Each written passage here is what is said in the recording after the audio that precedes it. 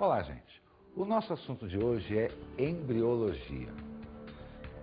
E o que vem a ser a embriologia? É a parte que estuda o desenvolvimento após o processo de fecundação. A partir da formação do zigoto, essa célula começará a sofrer mitoses sucessivas, originando uma sequência lógica até a formação do ser. Essa sequência de desenvolvimento mitótico é chamada de segmentação ou clivagem. Ela é fundamentalmente um processo de mitose. E mitose é o deslocamento dos cromossomos dentro da célula. Ora, se é o deslocamento dos cromossomos dentro da célula, a constituição da célula vai permitir um maior ou um pior deslocamento cromossômico. Logo, o processo de segmentação ou clivagem, ele depende fundamentalmente do tipo de ovo. Por isso, vamos falar primeiro nos tipos de ovos, para depois observarmos a segmentação. O primeiro tipo de ovo é o chamado ovo oligolesto ou isolesto ou até metalesto. Esse ovo ele tem um aspecto uniforme, porque nós temos que lembrar que todo ovo, até independente do tipo, ele vai gerar um ser. Mas durante o processo de geração desse ser, esse ser precisa se alimentar. E o alimento do embrião é chamado de vitelo. O ovo oligolesto ou isolesto tem o seu vitelo disperso de uma maneira razoavelmente homogênea por todo o citoplasma da célula. É bem verdade que a maioria das estruturas celulares tendem a concentrar um pouquinho mais de vitelo num polo da célula do que no outro. Mas essa concentração no ovo oligolesto é uma concentração muito discreta. Esse polo, que normalmente concentra um pouquinho mais de vitelo, normalmente nós denominamos de polo vegetativo ou polo vegetal. O outro polo, que fica com menos vitelo, nós chamamos de polo animal. Mas no ovo oligolesto é muito difícil nós percebermos esse tipo de arrumação. Esse ovo é um ovo característico de mamíferos, é um ovo característico de equinodermas, de alguns peixes. Já o ovo denominado de heterolesto ou mesolesto, a concentração de vitelo já é um pouco maior. Como o vitelo já é mais concentrado, quer dizer, tem mais vitelo misturado ao citoplasma, ele tem uma tendência a precipitar mais. Então nós vamos ter uma região de maior concentração vitelínica e uma região de menor concentração vitelínica. Neste caso, a área que concentra mais vitelo, nós chamamos de polo vegetal. A área que concentra menos vitelo, chamamos de polo animal. Mas tem um ovo que concentra muito vitelo, tanto vitelo que ele basicamente ocupa quase que a área inteira do ovo. É o chamado telolesto ou macrolesto. O vitelo basicamente ocupa toda a região citoplasmática. Ele empurra o citoplasma para cima, comprimindo o citoplasma numa pequena região junto à membrana plasmática. É o ovo característico de animais, répteis, aves. É o ovo de galinha, é a gema. Então, a gema é a melhor maneira de você raciocinar. O amarelo é o vitelo. E quem já percebeu aquela linhazinha branca que existe em cima da gema? Aquilo é o citoplasma. Ali estão contidas todas as estruturas celulares presentes numa célula. Mitocôndria, retículo, núcleo. Essa regiãozinha que abriga toda a estrutura celular é chamada de cicatrícula. Todo o restante da célula está sendo preenchido por vitelo. E o quarto tipo de ovo é o chamado centrolesto. É um ovo característico de insetos, dos artrópodes.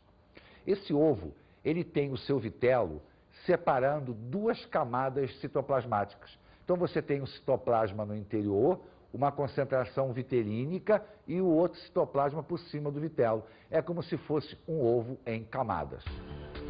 Vamos ver agora então a segmentação ou clivagem. Lembrando que ela depende da concentração de vitelo, logo do tipo de ovo. A primeira segmentação que nós vamos ver se denomina holoblástica. Por que holoblástica? Porque toda a célula se divide. Holo significa total. Então, o desenvolvimento total da célula. Só que esse desenvolvimento total ele pode ser igual ou desigual. Vamos ver primeiro a holoblástica igual. Então, a célula vai começar a se dividir, uma dando origem a 2, 4, 8, de tal maneira que as unidades que estão sendo formadas, elas são iguais. Por isso é que a segmentação se chama holoblástica igual e é característico de ovo oligolécito ou isolécito. Por quê? Porque como o vitelo estava disperso de maneira homogênea no citoplasma, a mitose pode ocorrer de maneira homogênea. Então toda a célula se divide e as unidadezinhas formadoras são iguais. Nós temos o hábito de chamar cada unidadezinha dessa de célula. Uma célula se divide em 2 células, se divide em 3 células. Só que isso não é célula. Célula é a primeira, o ovo. A partir daí, as unidades que vão surgindo são denominadas de blastômeros, que significa unidade jovem. Isso por quê? Porque essas estruturas são indiferenciadas. Elas irão se diferenciar mais tarde em células, mas por enquanto elas têm a capacidade de originar qualquer tipo de célula do organismo. Então a holoblástica igual origina blastômeros iguais. Já a chamada segmentação holoblástica desigual vai originar blastômeros desiguais e ela é característica do ovo heterolécito. Por quê? Lembra que o ovo heterolécito tinha uma região de maior concentração vitelínica, que era o polo vegetativo? Ora, se eu tenho mais vitelo, a minha densidade é maior. Então, à medida que a célula vai se dividindo, os blastômeros vão aparecendo, aqueles blastômeros oriundos da região de maior concentração vitelínica se tornam mais densos, os cromossomos têm mais dificuldade de se deslocar, a mitose se dá de maneira mais lenta. Na parte que era o polo animal, onde a concentração de vitelo é menor, a velocidade mitótica é maior. Então, os blastômeros são menores, porém em maior número. Então, nós vamos ter uma segmentação desigual. Uma área com blastômeros menores e uma área com blastômeros maiores. Então, a segmentação holoblástica desigual é característica de ovos heterolécitos ou mesolécitos. Porém, o nosso ovo de galinha, ele vai ter uma segmentação diferente. Não mais toda a célula vai se dividir, porque para que exista mitose, eu necessito de citoplasma, de cromossomo. E lembra que grande parte da célula era ocupada pelo vitelo. Só tinha citoplasma na cicatrícula. Ora, se só tem citoplasma na cicatrícula, é ali que ocorreu a fecundação e é dali que vai nascer o embrião. Então, somente neste ponto vai ocorrer segmentação. Por isso, a célula agora não mais como um todo se divide, só na regiãozinha superior dela, a chamada cicatrícula. Então, a segmentação agora é denominada de meroblástica, meroblástica discoidal, porque a célula forma um discozinho embrionário aqui em cima. Todo o restante da célula é vitelo, é alimento. Se nós olhássemos um corte da célula, nós iríamos observar que ela é toda vitelínica e somente na área da cicatrícula é que efetivamente vai acontecer a segmentação e o posterior aparecimento do embrião. A segmentação meroblástica superficial é aquela que acontece em ovos centrolécitos. Na realidade, há uma divisão nuclear inicial e os núcleozinhos formados a partir dessa mitose nuclear atravessam a barreira vitelínica, atingindo o citoplasma da superfície. E a partir daí, a segmentação continuará até formar vários embriões, que é uma característica dos artrópodes. Existem várias formas, vários animais, vários tipos de segmentação. Porém, vamos escolher um padrão para que a gente possa acompanhar passo a passo o desenvolvimento embrionário. Nós vamos optar pela segmentação holoblástica igual, aquela em que os blastômeros são iguais. A partir então do ovo começa o processo de segmentação. Um origina 2, que originam 4, 8, 16, 32, até atingir uma determinada quantidade de blastômeros, em torno de 64, formando uma estrutura que nós chamamos de mórula. Ela ganha o nome de mórula porque ela tem o aspecto de uma amora, mas na realidade ela é um conjunto de blastômeros. E os blastômeros são iguais, pelo menos em tese, né? Porque na realidade sempre existe a diferença entre um blastômero e o outro. Mas é importante que a gente perceba que a área ocupada pelos 64 blastômeros é basicamente a mesma ocupada anteriormente pela célula original, o ovo. A partir daí, esta célula vai começar a se expandir, né? Continua o processo de divisão, as células continuam se dividindo, mas ela agora vai começar a crescer. Ela vai começar a ganhar água e vai começar a expandir. Essa estrutura agora, que nasce a partir da expansão da mórula, ganha o nome de blástula. Sendo que a blástula, para a gente poder raciocinar melhor, é só você comparar com uma bolinha de ping-pong, né? Uma bolinha de tênis de mesa. Como é que é uma bolinha de ping-pong e uma bolinha de tênis de mesa? A bolinha é uma casquinha formando a bola e no seu interior é ar. No nosso caso aqui, a casquinha da bola seria formada pelos blastômeros. E a cavidade interior, ao invés de ter ar, teria água. Sendo que essa capa de blastômeros ganha o nome de blastoderma, revestimento da blástula, ou revestimento jovem. E o interior, onde tem água, chamado de blastocele, ou cavidade jovem, ou cavidade da blástula.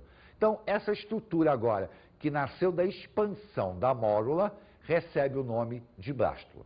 A partir daí, a blástula vai entrar num processo denominado de gastrulação. Vai sair da fase de blástula e vai para a fase de gástrula. E como é que isso acontece? Os blastômeros de uma determinada região começam a fazer um fenômeno denominado de invaginação, ou seja, crescer para dentro. Vamos voltar à nossa bolinha de ping-pong. Imagine a bolinha de ping-pong que seja amassada. Então, eu tenho a bolinha e ela amassou. Se eu pegar o dedo, colocar no amassado e empurrar esse amassado, teoricamente, eu vou empurrar metade da bolinha para dentro. Então, eu ficaria com metade da bolinha pelo lado de fora, metade da bolinha pelo lado de dentro. Só que no caso da nossa estrutura, não fica metade, metade. Na realidade, à medida que eles vão crescendo para dentro, eles vão aumentando também pelo lado de fora, chegando a uma formação semelhante a essa, onde essas estruturas aqui representam os blastômeros que ficaram pelo lado de fora. Vamos fazer um corte longitudinal. Então, o que nós vamos observar é uma formação semelhante a essa aqui. Repara, os blastômeros que ficaram pelo lado de fora e os blastômeros que cresceram para o lado de dentro. Esses que ficaram para o lado de fora, que ficaram por fora, recebem o nome de ectoderma. Então, toda essa região externa aqui é o ectoderma, ou o primeiro folheto embrionário. Os blastômeros que cresceram para o interior recebem o nome de mesentoderma. Só que, obviamente, eu continuo a ter um espaço, eu continuo a ter uma cavidade.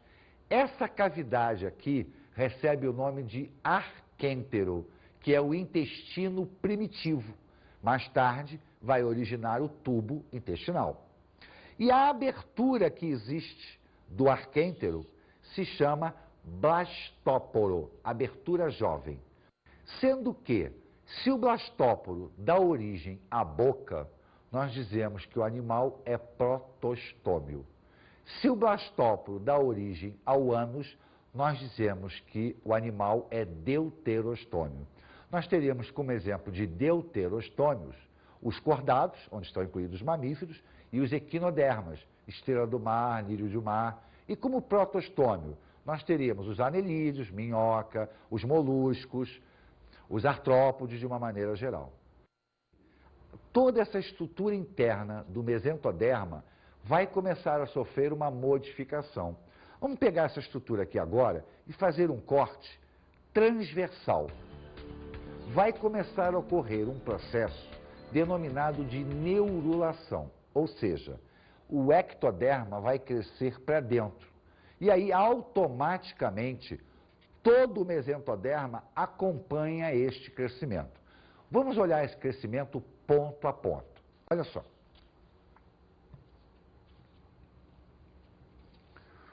Eu tenho aqui a representação.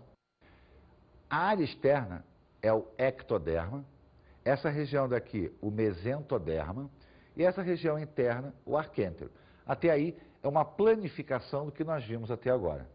A região superior do ectoderma começa a sofrer um mecanismo de invaginação. Ele começa a crescer para dentro, empurrando o mesentoderma para baixo também. Então, ó, esse trecho do ectoderma começa a se desenvolver para o interior da gástula. E a região do mesentoderma vai acompanhando esse crescimento. À medida que essa estrutura vai se desenvolvendo, nós começamos a ter uma depressão, visto que ela cresce para o interior, porém o ectoderma volta a crescer, fechando novamente aquela abertura. Quer dizer, a tendência seria, ao crescer para dentro do sistema, criar uma cavidade, criar um buraco. Esse buraco não é criado porque o ectoderma volta a se desenvolver, fechando. O mesentoderma, então, começa também a crescer e sofrer um mecanismo de invaginação, não só na região abaixo daquele trecho que cresceu do ectoderma, como nas laterais também. Ele começa a crescer para o centro da estrutura. E esse crescimento, então, começa a provocar o aparecimento de vesículas, tanto na região do ectoderma, quanto na região do mesentoderma. Essas vesículas, então, começam a se tornar bem mais visíveis. Nós começamos a ter duas grandes vesículas laterais, originárias do mesentoderma, e uma vesícula superior, originária do ectoderma. Pode-se observar que a região do arquêntero começa a se reduzir, ela começa a ficar menor, à medida que as laterais vão avançando e vão preenchendo aquele espaço vazio que antes era ocupado pelo arquêntero. Quando chegar ao final desse desenvolvimento, nós vamos ter uma configuração semelhante a essa aqui. A região externa continua sendo o ectoderma. A região superior, a vesícula criada pela invaginação do ectoderma, aquela depressão inicial na parte superior, forma o que nós chamamos de tubo neural, que mais tarde vai dar origem ao sistema nervoso. A vesícula criada embaixo do tubo neural, por invaginação do mesentoderma, origina a notocorda, que no caso dos cordados, mais tarde será substituída, no caso vertebrado, pela coluna vertebral. As laterais do mesentoderma formam somitos, folhetos, com uma pequena cavidade central. Na realidade, esse novo tecido que aparece na lateral, originário da dobra do mesentoderma, ganha o nome de mesoderma. E a região que circunda o arquêntero, o tecido que circunda o intestino primitivo, recebe o nome de endoderma. Então, a partir do mesentoderma, eu tenho o aparecimento de dois novos folhetos. Eu já tinha o ectoderma. Passo a ter agora o endoderma e o mesoderma. Só que entre os folhetos mesodérmicos existe um compartimento. E esse compartimento é chamado de celoma, que é a cavidade geral do embrião. Então, toda essa estrutura aqui, quando termina o seu mecanismo de formação, fecha a neurulação. Por que neurulação? Porque houve a formação do tubo neural. A partir daí, Cada folheto desse entra num processo de organogênese para dar origem aos vários órgãos do animal. Bem, vamos falar dos folhetos embrionários ligando eles à organogênese, à formação dos órgãos e tecidos a partir do desenvolvimento embrionário. Então, o primeiro folheto, ectoderma, nós teríamos o sistema nervoso, vimos a formação do tubo neural, teríamos a epiderme, o revestimento externo da nossa pele, teríamos as glândulas sebáceas e sudoríparas, os pelos, unhas, escamas, tudo isso aqui é considerado como anexo da pele. A córnea e o cristalino fazendo parte da região ocular. Mucosa nasal, bucal e anal, quer dizer, o revestimento da cavidade nasal, da cavidade bucal, oral, e da cavidade anal.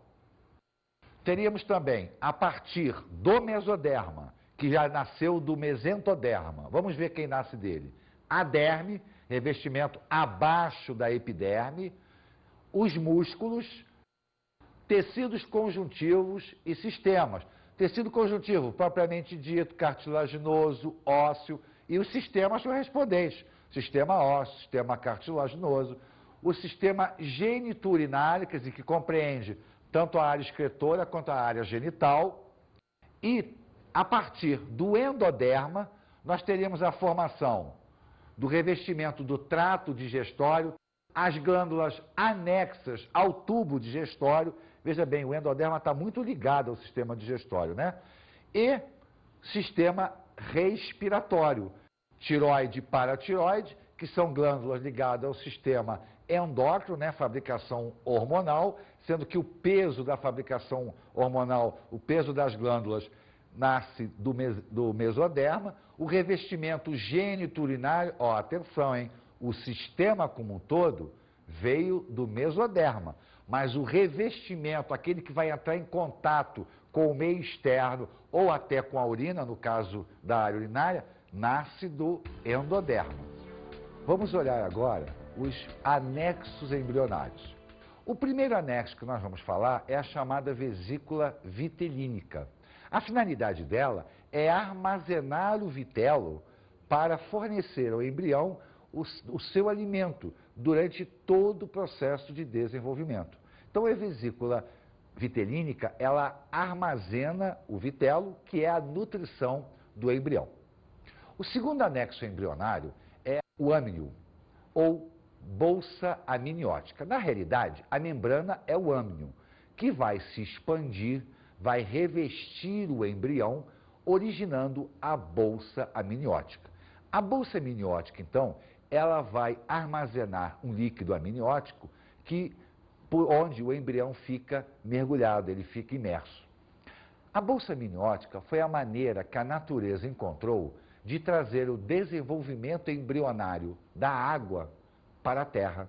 Porque a gente sabe que o processo todo de fecundação e desenvolvimento aconteceu na água. Porque a Terra tem dois graves problemas: a desidratação e a secagem muito rápida do gameta. Para resolver o problema do gameta, a fecundação passou a ser dentro da fêmea. Para resolver o problema do desenvolvimento embrionário, a natureza trouxe a água para a Terra, ou seja, trouxe dentro de uma bolsa. Então, o âmnio é a grande evolução dos animais terrestres.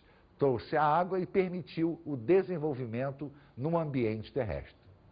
O terceiro anexo embrionário é a alantoide. A alantoide é uma membrana extremamente importante para os animais ovíparos, quer dizer, aqueles que ficam confinados numa casca calcária durante o seu desenvolvimento embrionário. É a alantoide que permite a troca gasosa entre o meio externo e o embrião, porque a casca do ovo ela é porosa, então os gases se difundem pela casca e a alantoide, que reveste toda a estrutura do ovo por dentro, captura esses gases e leva o oxigênio para o embrião e retira o CO2. É a alantoide também que vai retirando o cálcio da casca do ovo e fornecendo esse cálcio para o embrião. Com isso, o embrião recebe cálcio para poder formar o seu esqueleto, por exemplo, e a casca vai ficando mais mole.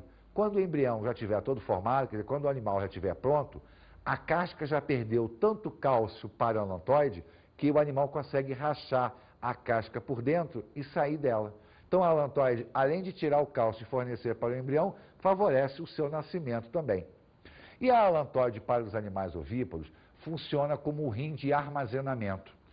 Esses animais eliminam ácido úrico, e o ácido úrico é pastoso. Então, a alantoide retira o ácido úrico do embrião e vai armazenando com ela. Com isso, quando o embrião nascer, quando o animal nascer, a alantoide vai ser despesada e o resíduo metabólico também será despesado. No caso dos mamíferos, por exemplo, a alantoide não terá todas essas funções. Nós vamos encontrar resíduos dela no cordão umbilical, mas ela é importante no momento da formação do elo de conexão entre a placenta e o embrião através do seu cordão umbilical. Lembra que o mesoderma formava o celoma? Pois é, nem todos os animais possuem celoma. Quando o animal não possui celoma, ele é denominado de acelomado. Mas quando ele tem o celoma, ele se denomina celomado. Acontece o seguinte, um animal pode ter apenas 2 folhetos embrionários, denominados de diblásticos, ou 3 folhetos embrionários, denominados de triblásticos, que é o caso ectoderma, endoderma e mesoderma. Quando o animal tem os 3 folhetos embrionários, mas não tem celoma, ele é denominado de acelomado triblástico ou triblástico acelomado. Quando o animal tem os 3 folhetos embrionários, mas o espaço, cria-se um espaço entre o endoderma e o mesoderma, o animal é chamado de pseudocelomado. Isso por quê? Porque o verdadeiro celoma está dentro do mesoderma e não entre ele e o endoderma. O animal, por exemplo, que é assim, são os nematóides, por exemplo, os vermes. Eles são pseudocelomados, porque o espaço fica entre o mesoderma e o endoderma.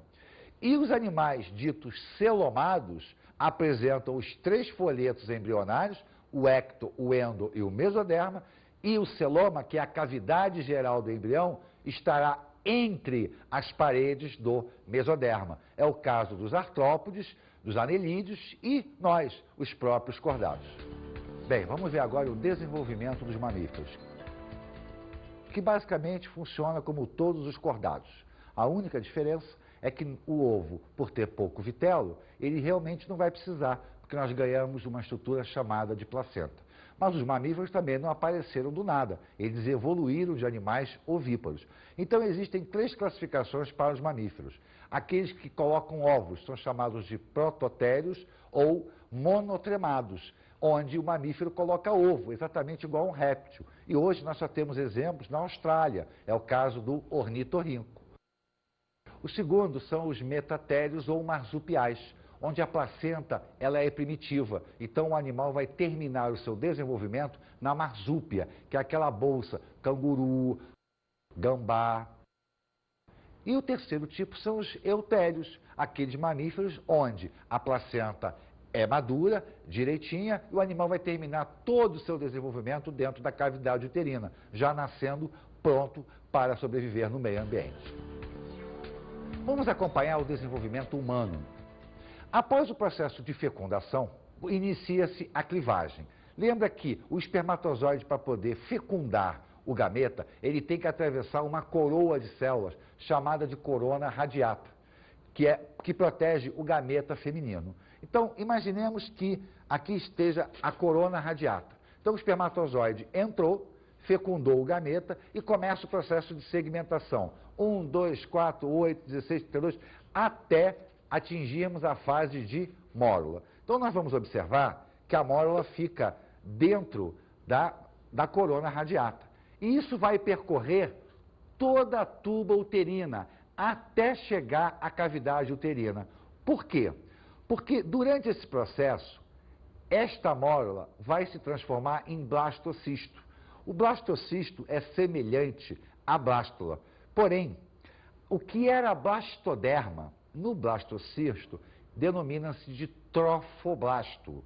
E o trofoblasto é o que vai dar origem à placenta, quando o embrião chegar ao útero. Se não houvesse esta proteção, ele poderia se implantar diretamente na tuba uterina. Então, isso vai caminhar pela tuba até chegar no útero. Quando chega no útero, a blástula já está formada, quer dizer, o blastocisto vai sair, a corona radiata será eliminada e o blastocisto, então, vai se incistar na parede uterina. Vamos observar o processo de incistamento do blastocisto na parede uterina. Quando o blastocisto chega à cavidade uterina, a região do trofoblasto, que é essa região daqui, ela emite enzimas proteolíticas que cavam um buraco na parede uterina, um buraco no endométrio. E ele penetra no endométrio. O endométrio, então, cicatriza por cima dele, deixando a parte interna do útero isolada do nosso embrião. A estrutura, então, do trofoblasto vai começar a enraizar para dentro da parede, que foi comida pelas enzimas liberadas pelo trofoblasto. Nessa destruição das paredes, os vasos sanguíneos se rompem e, com isso, formam uma verdadeira lagoa de sangue, aonde as vilosidades coriônicas, que são as expansões da estrutura do trofoblasto, vão ficar mergulhadas. Toda essa região daqui, as vilosidades, mais toda essa massa que se forma da parede uterina, é que vai dar origem à placenta. Essa regiãozinha daqui é o chamado embrioblasto, que é o que vai dar origem ao embrião. Esta cavidade aqui é a cavidade viterínica, que vai desaparecer após a formação do cordão umbilical, e essa região daqui é a bolsa amniótica, que vai envolver todo o embrião. À medida que o embrião se forma, essa bolsa aqui se expande e vai envolvê-lo, deixando ele então mergulhado no líquido amniótico. Dessa maneira, ocorre a troca entre a vascularização materna e a vascularização fetal. Lembre-se, não há mistura entre o sangue materno e o sangue fetal. Ocorre difusão. E a partir daí, o embrião vai terminar o seu desenvolvimento nas próximas 40 semanas, que é o tempo relativo da gravidez humana. Terminado esse desenvolvimento, o útero vai entrar em contrações para provocar o trabalho de parto. Após a 4ª semana de gestação, o embrião já possui 5 milímetros de comprimento. Após o 2º mês, a organogênese praticamente terminou e o embrião mede 2,5 centímetros. Ao final do 3º mês, o embrião já está basicamente todo formado, iniciando-se então seu crescimento e o final de desenvolvimento até o parto. Neste momento, o embrião já é um feto. E aí, gostaram do nosso pequeno desenvolvimento embrionário até atingirmos o feto e posteriormente o nascimento? Bem, vamos ver uma entrevista a respeito de gêmeos. Vamos a ela.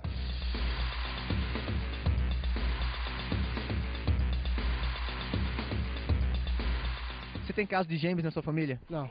Não? Não. Conhece alguma família, tem amigos gêmeos? Não. Não? Não.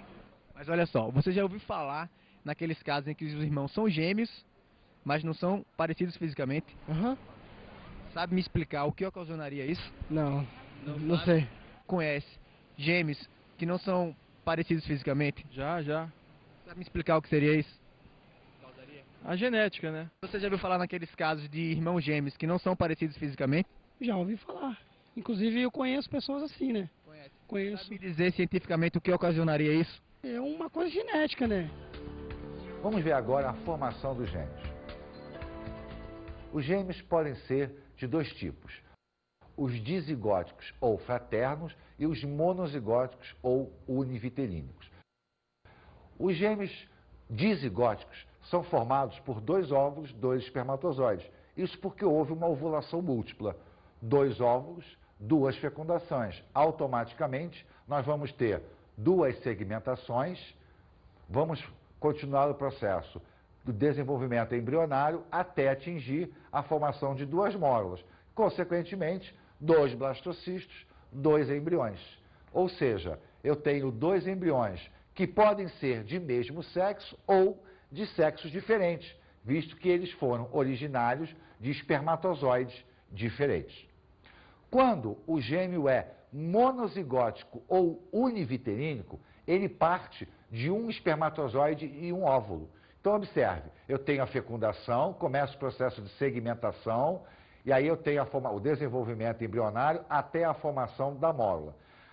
A mórula pode rachar durante o seu processo. Eu tenho 2 mórulas, consequentemente terei 2 blastocistos, 2 implantações, 2 embriões.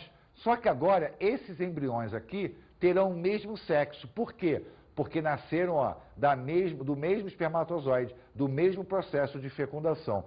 Como são 2 mórulas, como ocorrerá 2 implantações, você tem a formação de 2 placentas. Pode acontecer também do embrião ser originário de um espermatozoide, ele faz o desenvolvimento, forma uma mórula só, e quando ele chega no blastocisto, quem racha é o embrioblasto. Neste caso, eu vou ter 2 embriões, mesmo sexo, só que ao invés de eu ter 2 placentas, eu passo a ter apenas uma placenta, porque o trofoblasto é único. Quem rachou foi o embrioblasto. E às vezes ele não racha totalmente, ele racha parcialmente, provocando o aparecimento do que nós chamamos de gêmeos chipófagos, popularmente conhecido como gêmeos siameses, que são aqueles que nascem grudados com alguma parte do corpo.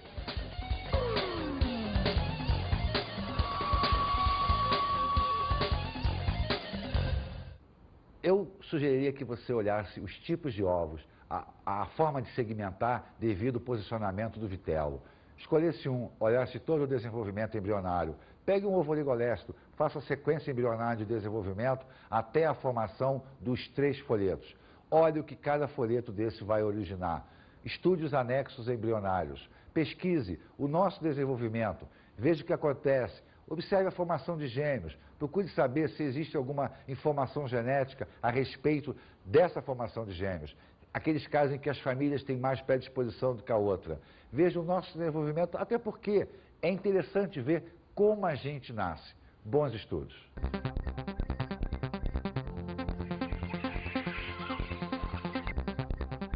Na aula de hoje falamos sobre embriologia.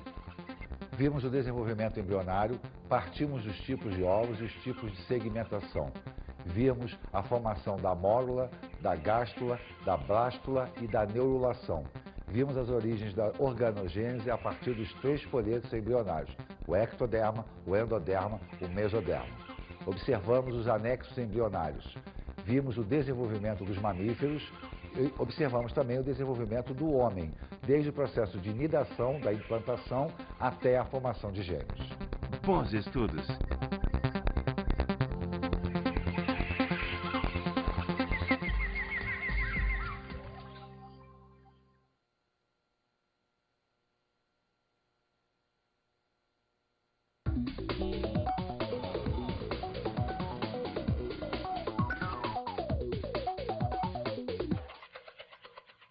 Embriologia é um processo difícil do aluno visualizar, principalmente quando se trabalha com superfícies planas. Eu acho que a melhor maneira de se ensinar embriologia é tentar criar modelos para que ele possa raciocinar a nível tridimensional. Então, eu sempre tive muita dificuldade para fazer com que o aluno imaginasse uma estrutura tridimensional, mecanismos de invaginação. Então, a utilização de bolas, bola de encher, bolinha, torna a coisa mais fácil. E, claro, as figuras visualizam o aluno, ele consegue perceber melhor todo o processo de formação embrionária, seja de um cordado normal, seja do